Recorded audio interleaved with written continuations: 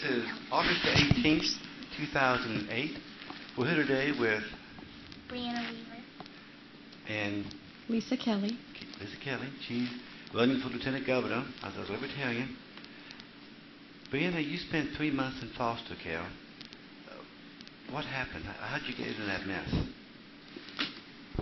Well, my dad used to smoke pot, but then he stopped for 3 months. Then they got a call from somebody saying that he was smoking it again. So they came out and DCS and CPS got called. And they called my mother, said that they need to come get us because we were not, CPS has been called, but they're just going to come out and look at the place. We should not be taken. There's nothing wrong. Then when Mom gets there, the lady who was coming to get us, she asked for our birthday date, social security number. Then she took us and put us in the van. When the police came, they only had a warrant for my dad, not us. CPS, the people who came, did not have a warrant for us. They just took us, and we got placed in a group home until the foster parents came and got us. Now, I understand you correctly that when they arrested your father, they put him in handcuffs, but wouldn't let him get dressed. You had to dress your father when he was in handcuffs. Yes, he had his night shorts on. They came down to his knees, and they would not let him out of the handcuffs. So I had to sit my baby brother on the bed and get his shorts and his pants and pull them up. My God, you know, the worst thing they had against this man was smoking pot, and they're treating him like he was John W. It sounds like. I mean, you know, thank God he didn't try to jaywalk. That would have been a lot worse. Okay, so I was there the night you were taken. I saw you and your brother desperately trying to give your mother a last hug, a last kiss. And they denied that. They took my brother, put him in the car seat, wouldn't let him get out. He was screaming, "I want my mommy, I want to give my mommy a hug, kiss." Then they took us in the van, and the lady who was driving was like in her 20s. And the woman who came to get us was kind of like in her 30s. And the one in the passenger seat said, "Go, go, go." And Sound like they were part of a robbery. You know, we got the goods, let's get out of here. yeah, it was like, "We got the kids, let's go." Yeah. Makes you wonder what kind of parents they are, doesn't it? I mean, they're so unemotional. So They were very rude. Daddy was asking me quit. Like, I was telling my baby brother, calm down, calm down, calm down. Because he was about to puke. So... Okay, so they made you snatch. They picked you up. Where did they take you then next? They took us to their center where they put us in a humongous room. She got on the phone and trying to find us a group home. She stayed on there for about 3 or 4 hours. Finally, at 8 o'clock in the morning, she found us a home. Well, a foster home. So then we had to go to the group home. When they got us there, they left. Didn't give them no information. They put us in separate rooms, and then they left. And then the next night, our foster parent came and got us, and then we went to her house. Did they ask you if you were hungry or thirsty or anything? Mm-mm. Yeah, you could feel the compassion and the warmth in these people. Okay, so they got you this great big strange room. You were scared to death, obviously. Then he asked you if you were hungry or you were tired or thirsty. How long did you stay there? For a day and a half. Okay. They wouldn't even let me go to sleep when we first got there. Because they came at 2 o'clock in the morning, woke us up by pounding on the motel door, and when we got to the group home, they said, "You cannot go to sleep." I'm like, "Why not?" They're like, "Everybody else is up and that would not be fair." So More or less, I had to stay up for a while. Yeah. Well, it sounded like they weren't really concerned about you. They were just Concerned about themselves. Yeah. Okay, so you're in this hole basically a solitaire. It sounds like for about a day and a half. So you get picked up by what should be a very warm and compassionate foster mother. I mean, they're always asking for more foster parents in the state, and they make them all sound like June Cleaver. How was your foster mother? Horrible. Okay. She would put her little daughter Brianna down in the basement. No lights, no drink, no food, no nothing. She wouldn't bring her up for about an hour to 2 hours. She would abuse us. She would try to stick a bunch of kids down in the basement at once because she got tired of taking care of her foster children and her daycare children. So she just sent everybody down there. She had 2 bolt locks on the door. She would lock them so we couldn't get back up. Now, what happened when they tried to put you down now? I'm bigger than her, so I wouldn't.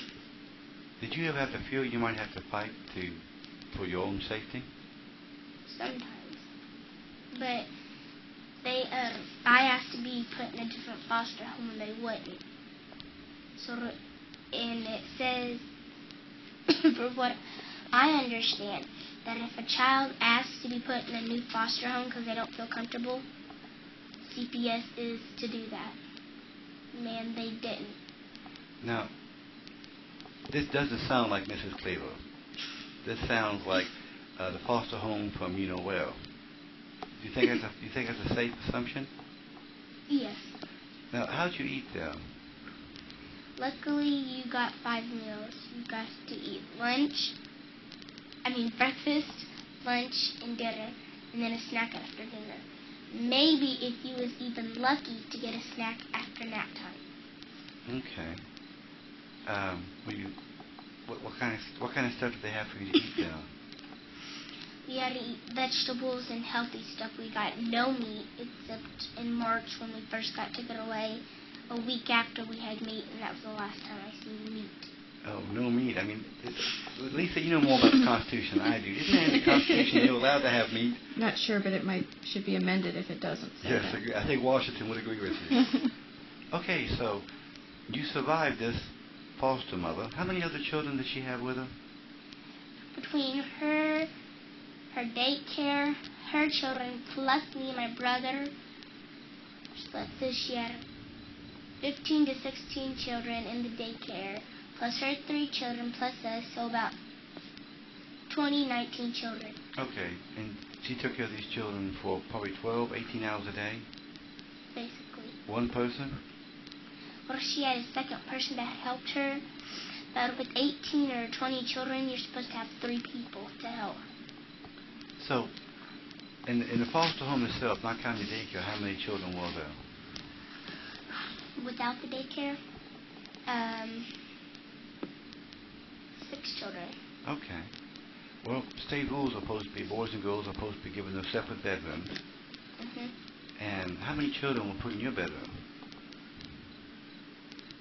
Practically 6. Okay. Now, was the room bigger than this or smaller? Actually, it was small. And this room here is roughly 15 by 15 feet, roughly. So they jam you, all 6 of you people, and including your brother, I understand, into this little room. Yes, but this is what I really don't like. My brother and Haley had to sleep in the same bed. And it was a boy and a girl. A boy and a girl is not supposed to sleep in the same bed. Did you tell your caseworker about all these problems at this foster home? Yes, I did, but she kind of blew me off like it didn't matter. Yeah. Did you get was there anybody in the system that was on your side that wanted to talk to you? They have a COSTA, Court Appointed Special Advocate. She's part of her job is to come talk to you, spend a little time with you, see what you need. Surely you must have talked to her. No. Okay, well, how about the caseworker? Surely the caseworker must have sat down with you to have a long discussion. You're a very bright, articulate child. I'm sure she was just hoping to have a chance to talk to you. She only visited us twice while we was in the foster home. And he was lucky if she even stayed for 10 minutes. Sounds like she dropped in to make sure you were still breathing and goodbye. Yes. But the judge the judge, he's allowed to talk to you because you're over 12 and you're a bright, articulate young lady that can tell somebody what you think. That's obvious. I'm sure the judge wanted to talk to you. No. Was there anybody in this disaster that wanted to do those jobs? Your public defender. No. Was there anybody that would see with the Department of Children's Services that was doing those jobs? Nope. Now, Lisa, you're a mother with 2 children, I believe, right? 2 boys. 2 boys. What do you think about this disaster?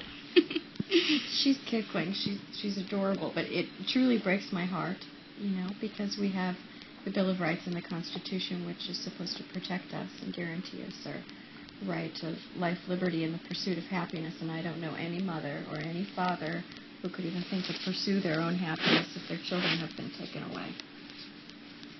Do you think the caseworkers or the constable or the judge, do you think they're required to read the Constitution from time to time?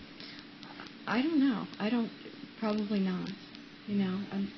A lot of elected officials are required to abide by the Constitution.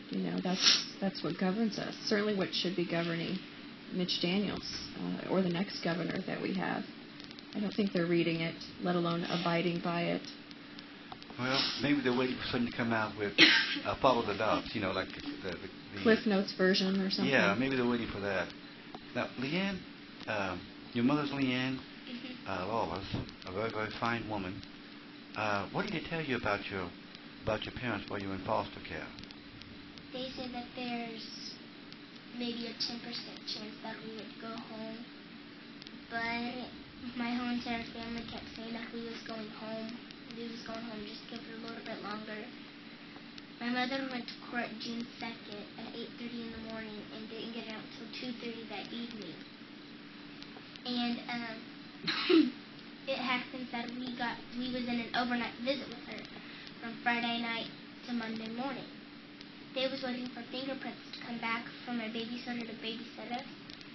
We was about to leave and we got a call from me. The fingerprints are back in. They were approved. So we had to wait 48 hours or something like that until we got to go home. And we got to go home on Wednesday at 10 o'clock in the morning. Now, your baby, how long have you known your babysitter? For about 2.5 years. Sounds to me like you guys did a bit of background check than the police did. Now, according to federal law, Mr. Payne and his bunch of cronies, they are required to try to find kinship care. This means care from other members of the family, aunts, aunts, uncles, things of that nature. Did they try this?